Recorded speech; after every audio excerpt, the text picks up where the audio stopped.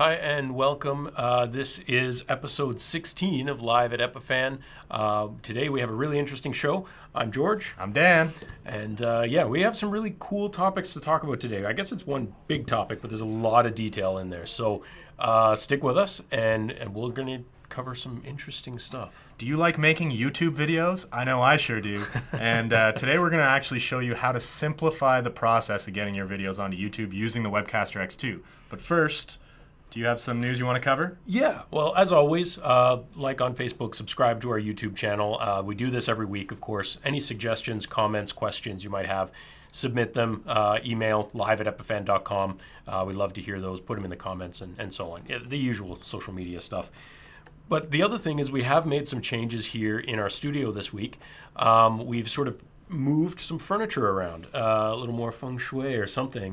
Mostly just changing the depth of the room to improve the green screen behind us. That has sort of, well, there's a lot of reasons for doing that, and maybe we'll cover that in more detail in another episode as we kind of play with that more. But anyone who has experience with green screens and chroma keying will understand that you can't be flat against it. You got to have a certain depth, and so we've just been making some adjustments there.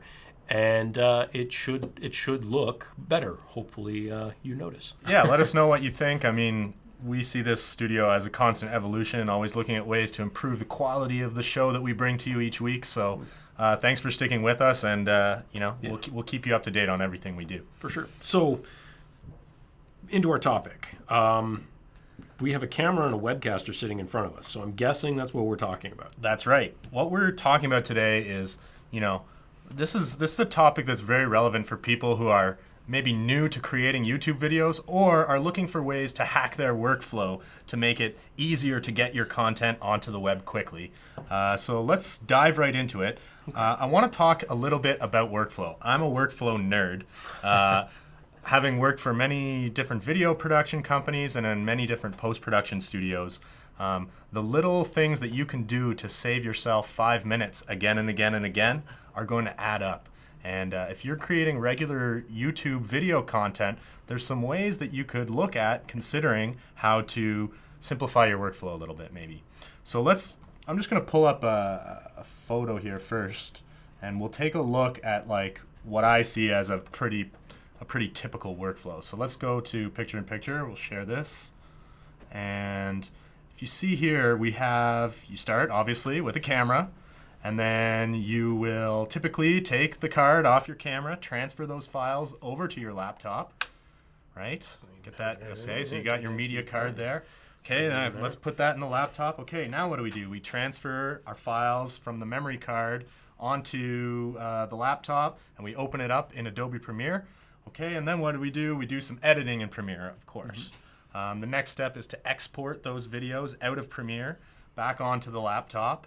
And then from there, you can upload your video content to YouTube. So many steps to get the files from the camera into your computer, work with them, export your final video, and then uploading to YouTube. It's complicated. There's a lot of steps in there. You need to have a pretty good computer to be able to do video editing. Obviously, you need some editing software, whether that's Final Cut or I don't know, what have you used? Very little. To be honest, I think the last editing I did, and this was years ago now, the last major editing I did on a computer for a YouTube upload, I think I used Windows Movie Maker. And I know that's a shame thing, but it was simple and didn't cost me anything because I can't afford to buy Adobe Premiere at home. I mean, that's... No, I mean, the cost of, first of all, the editing software, if you want to go the Apple route and go with Final Cut Pro, you're looking at about $400 US. Okay. If you want to get a subscription to Adobe Creative Cloud and do your editing in Adobe Premiere, you're looking at about a $50 a month subscription fee, which of course adds up and you never stop paying. So what are sort of, in this traditional workflow, what is our typical cost breakdown? Well, if you're looking at cost breakdown, well, let's think about it for a second. You need a camera. Something like this, we have a G20. A G20. This is about $800 US camera. It's a great camera for the price.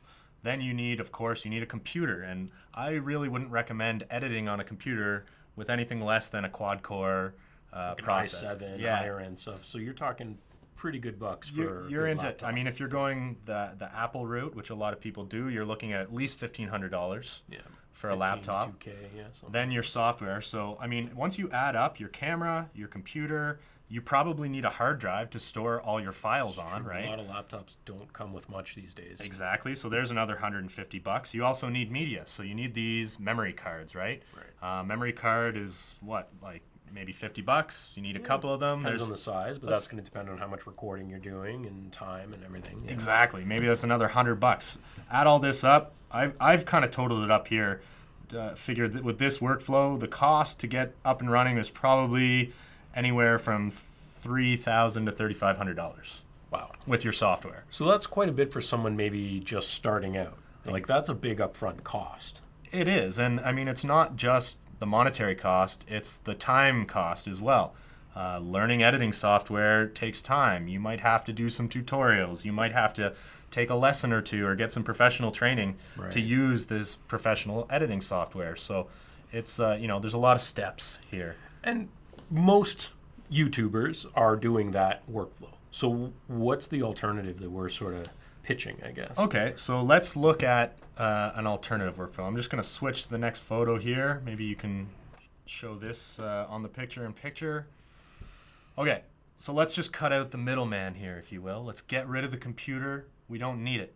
Let's get rid of these memory cards. We don't need memory cards. We don't need a hard drive. We don't need editing software. We're going to take our camera and we're just going to stream that straight to YouTube. So this is my skeptic look. and I can understand the skepticism, right? Because this is sort of breaking with the convention. But what I would recommend trying, because why not? It might be fun. Try going straight to YouTube. Cut out the computer, cut out the professional editing software entirely. What you could do is set up a channel on YouTube and start thinking of YouTube kind of like your PVR, if you will. A way to record and store all of your video clips in one easily accessible place where you can then do simple editing and publish your videos. Oh, okay. So now, obviously, normally we look at something like Webcaster, and as if anyone who's watched our show before, we probably beat this drum a lot, but it's a live streaming device. But you're saying not necessarily use the live stream, but not necessarily for live streaming. You don't need to have an audience watching your live stream. Right. So what happens is when you live stream, obviously YouTube is going to keep that file, that video. It's going to keep it stored in your video manager on YouTube. Okay, so it's in the cloud, basically. It's in the cloud, and the advantage that offers is that your clips are encoded for YouTube in preferred YouTube quality, very nice YouTube quality, and they're stored on demand for your future use.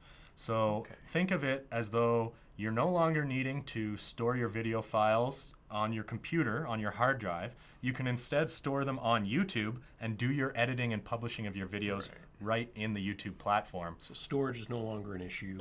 Multiple SD cards, not necessarily an issue. We're cutting a lot of costs out of this process. So because what else are we taking out of that? Well, I figure you don't need a hard drive anymore because you're not storing all of these video files on your personal computer. You're storing them in the cloud, and YouTube's covering the cost of that. Your media, well, we don't need memory cards anymore because we're not recording anything on a camera. We're just using the Webcaster to push that footage onto YouTube. So there's a bandwidth issue there. That could come with a cost, maybe. Of course, you do need connectivity. That is true. Okay, but that's a variable. But I mean, if you're creating a YouTube channel, let's assume that you have connectivity. You're going to use the bandwidth anyways, to even if you do it the traditional way. You're going to have to upload it at some point. So the bandwidth is really the same. Exactly. Yeah. At some point, your videos have to make it onto the web, and whether you're doing that after or before post-production bears little significance. That one's a wash. Exactly. But let's talk about why this workflow might be useful. Well, first of all, you can access your clips from any computer or any tablet with an internet connection. Because it's in the cloud. Exactly. So I don't have to be necessarily at my home computer or using my laptop. I could be at your house using your laptop or any other place where I have access to YouTube. Another advantage might be that, well, of course, I don't need editing software because I can do that right in YouTube, and we're going to show that in a little while. Okay. So YouTube has its own editing tools. That's right. Yeah, and they've evolved quite a bit. I think a lot of people may be somewhat familiar with YouTube having some video enhancement features, is what they've called them in the past. Right. But now YouTube actually has a full video editing tool that you can use. Okay, so that changes everything because now I don't even care what computer I'm using. I could be doing it on literally anything with an internet connection. On a potato. Well, I mean, Maybe not quite. if your computer has a solid internet connection and a web browser, you should be able to use the YouTube tool. Right, because I'm not doing any of the processing, encoding, any of that rendering on the local machine now. It's doing it in the cloud. Exactly. So the advantage is you don't actually need to have a powerful quad-core laptop or computer that's capable of doing video editing. You can be doing it on a cheapo, any cheapo computer or laptop or even a tablet really that has an internet connection is possible. I'm getting it now. So, but there's got to be limitations to what YouTube has for editors. Like, I mean, it's not Adobe Premiere. It can't be Final Cut. It can't be. For free, like it can't be. That doesn't make sense. Sure. Would you like to take a look at, at the YouTube edit? We've talked about it. I'm curious because this is. I'm going to open it up here. Because if I could have saved myself the embarrassment years ago of not using Windows Movie Maker at home, and done it all on YouTube, I would have felt better about myself. Exactly. Maybe saved a little bit of face. Exactly. So I'll show you, George. You know, you don't have to be an expert. You don't even have to have any experience editing videos to be able to figure out how to use the YouTube video editing software. It's really super easy. It also gives you some other advantages, which we'll take a look at. But let's just start by creating a video. So you see here, I'm on my YouTube Creator Studio Video Manager. So these are all the video clips that I have on my YouTube channel. And in fact, I even recorded this little clip this morning. This is just... okay, here's the intro. This is just a simple intro and outro for a video that I'm planning on creating. And I streamed this directly with this camera and this webcaster. Okay. So this is something that we stream to YouTube, of course to a private channel. So you can set your webcaster to private, so that when you do your stream to YouTube, nobody sees it. Right, you don't get accidental viewers. It's private. I'm the only one who has access to this video. Okay, then I can take this video, and if you go here, you see this tab near the bottom called Create. Yeah. I'm going to click that, and you'll see down here there's a little tab called Video Editor. Okay. So let's go into Video Editor. Okay. Now I have a little, whoops, sorry for that. I have a little project that I was playing with here before, but let's start a new project, okay? So you click the Project tab at the top, and we go New Project, okay? And we'll just call this New Video. Welcome to a new video. A new adventure that we're going to. Okay, so you see here on my right, these are all my video clips, the same ones that you saw. Oh, okay. So it just basically just clips all of what's in your library. Exactly. And I can even search here, and there's a great search function. So even if you're I can search by date, I can search by tags. Okay. So it's really easy. If I have 1,000 video clips on my YouTube channel, it's going to be a lot easier to find them than maybe it even would be on my computer, quite honestly. You can search algorithms, Google quality, not Windows quality. Exactly. You're using the Google search through your videos, and any tags that you have are going to stay there. So you see I've got this intro outro that I recorded this morning. Okay. So what I'm going to do is I'm just going to take this clip and drag it into my timeline. Okay. So it is giving you the really traditional timeline sort of thing. It is, yeah. Similar to what you've seen with iMovie or the basic apps. You know, basic. But I can trim, so I'm just going to trim up. We saw there's a little bit too much at the beginning there, so we'll start maybe here. Oh, okay. And let's just listen. The intro. Oh, we probably want to start it right about there. Right. Where my intro actually begins. Dan here in the Epiphan studio, and just a quick video where we wanted to share some of the coolest things we saw at InfoComm 2017. Okay. So that was a really fast, quick trim. Yep. Now you'll see like I've got more here. That was actually my outro, which I don't need yet. So I'm just going to trim down and just take this intro, okay? Dan here in the Epiphan studio, and just a quick video where we wanted to share some of the coolest things we saw at InfoComm 2017. Okay, perfect, right? So now, what do we want to do? Well, we want to show some more of the content for this video. So what I can do is click, you see you've got all these tabs over here. Right. There's all kinds of cool things you can do here. So why don't we start by clicking this little photo camera tab here. So we can bring in images? I can bring in photos. And you know what's great is this is actually synced with my Google photo library. Oh, I use that a lot. Like my phone syncs to that automatically, so any pictures I take exactly there. So if you have like a Google Android device or even any device that has Google Photos, right, your photos will sync automatically. So here's some photos that I got at InfoComm. So let's select all of these. Boom.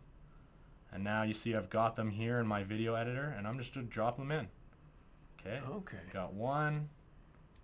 I see there's even some adjustments you can do there where you have brightness, contrast, a little bit of corrections or rotations. So you can kind of play with all these little... I can do little, if you click auto fix, it will like automatically Google collect. Auto Awesome. Yeah, if exactly. It'll correct the brightness and contrast. Okay. The other thing I like right here, and this is something that's a great feature. See this pan and zoom tick box? Yeah. I'm going to click that, and I'm going to do it on all three of these videos, or these photos.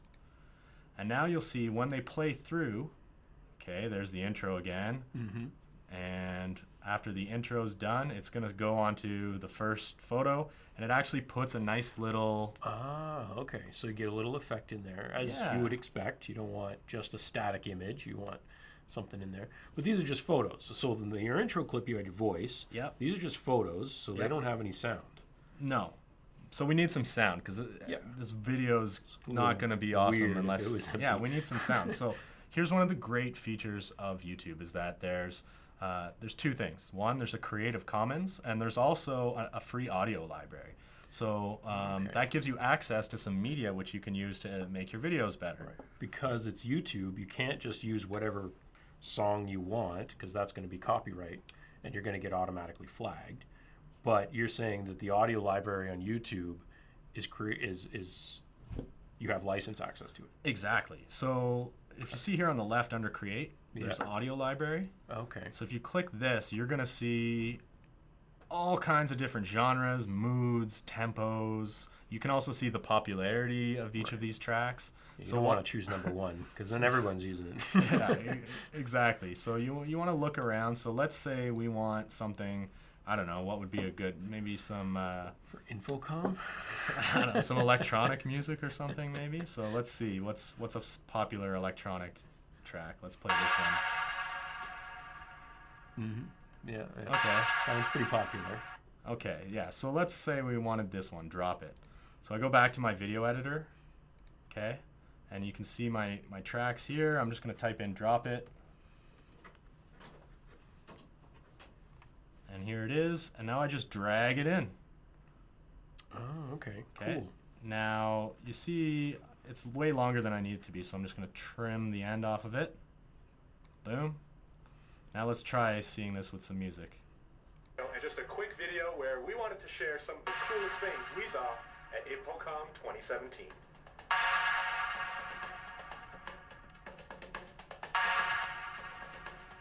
So you can see, it's starting to come together, and I can add transitions. Let's add, maybe a barn door effect between a couple of these clips. And if it's got star wipe, you got to go with the star wipe. Okay, you want a star wipe? Let's, I think that's a good idea. Let's get a star wipe.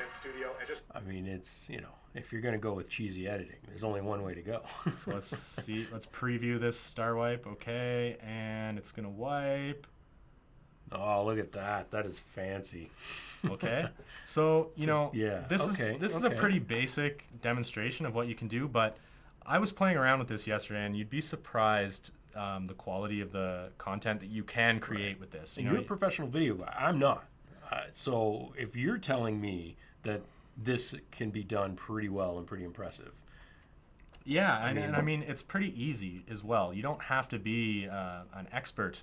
You can just start dragging and dropping in your clips, your videos, whatever you're pushing to YouTube through your webcaster, your photos. The other thing that's awesome, I'm just going to show you this really quickly, is if you click this tab here, it actually shows you videos that are on the Creative Commons on YouTube. Okay. So these are videos that, these are videos that people have given permission for you to use. Okay.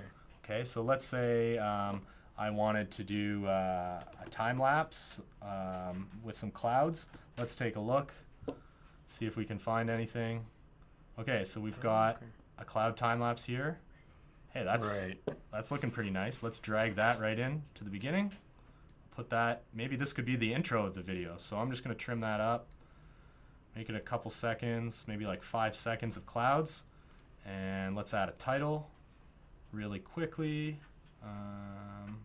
So you can do a text overlay as well. Yeah, and you know what? Like, it's actually, the tool is actually not bad. If you play around in it, if you take the time to like pick a couple nice fonts. But I'm looking at this interface, like, and sure, it's basic in comparison to the real professional tools. But I'm looking at this, and I'm not intimidated by looking at this UI.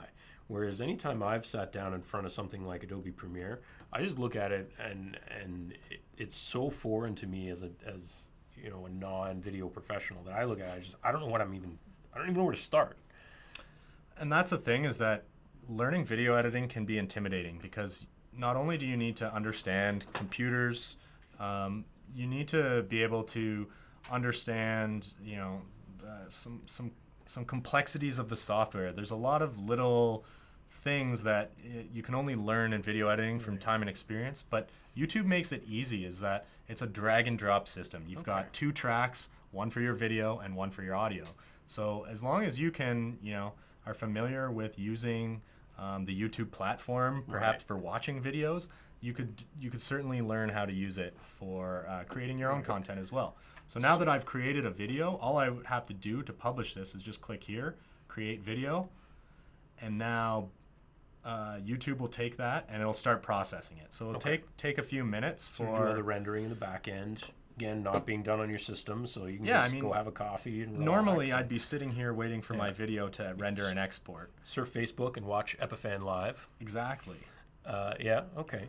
So, I don't know, George, could you see yourself maybe I could totally dabbling? do that. I could totally do that. That's within my capabilities to do that, for sure. Yeah, and I think, like, just to highlight some of the benefits of this workflow of doing your post-production right in the YouTube platform, you've got a free library of music that you have access to. That's a big plus. You have the Creative Commons, so you can borrow clips from other people's videos who have given you permission. Right. So you have access to thousands of videos that you can use.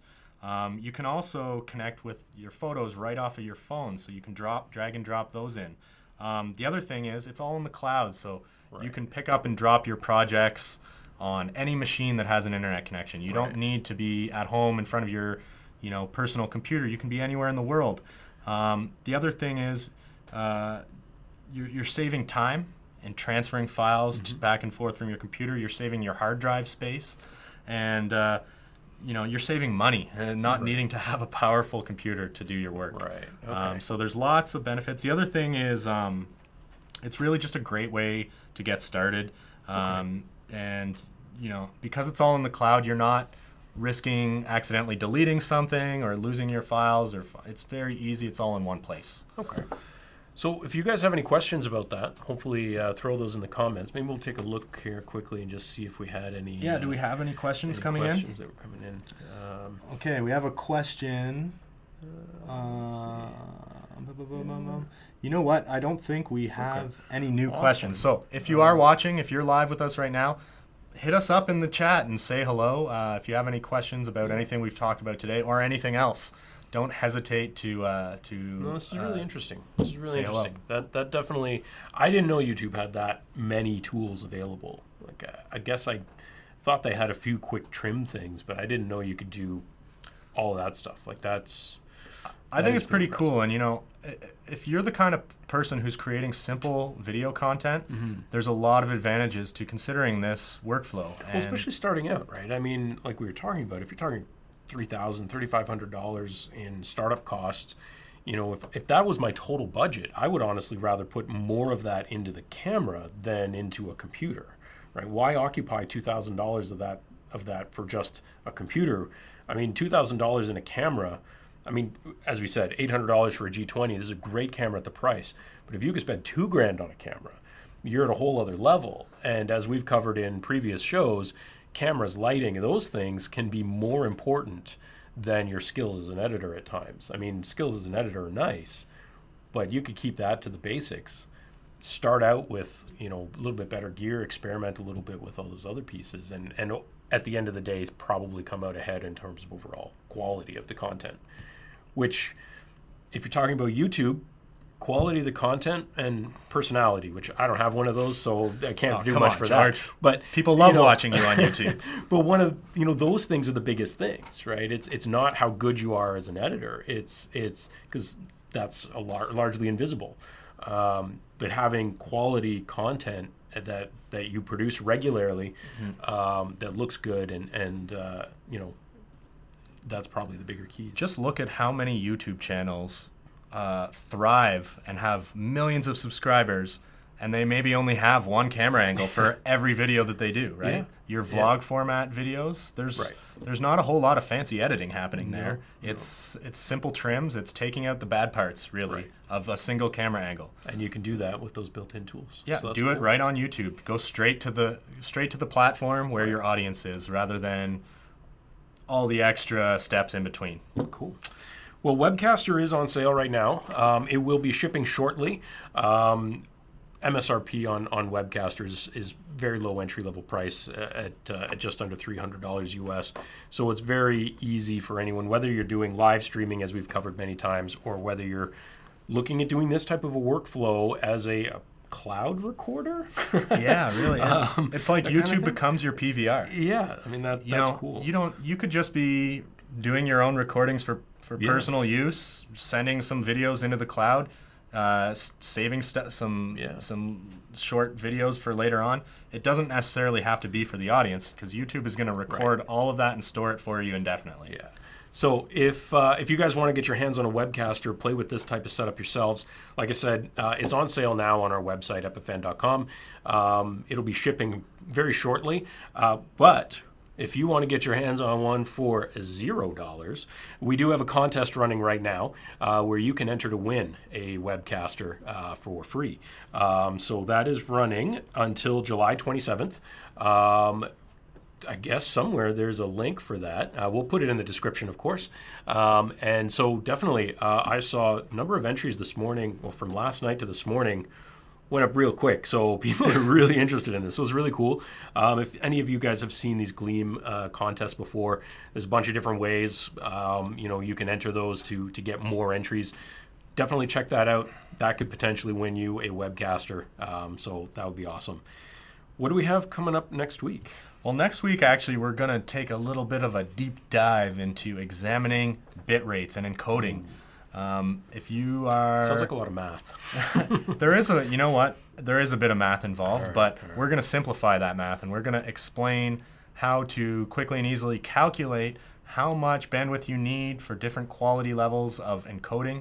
And we're also going to look at some comparisons of what different bit rates, what they actually look like in a video. So potato on one side, legit on the other.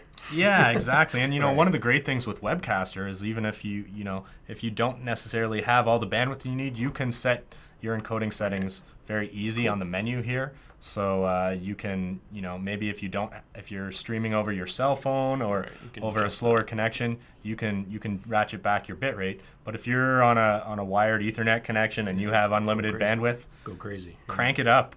Send the best quality you can out to your audience. So we're going to be looking at that next week. Stay tuned. Awesome. As always, any comments, suggestions, questions, send us an email, live@epifan.com.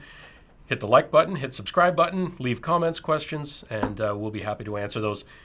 That's it for this week. We will see you next week, Thursdays, 3 o'clock Eastern, as usual. Facebook and YouTube simultaneously streamed, and we'll see you then. So long. Thanks.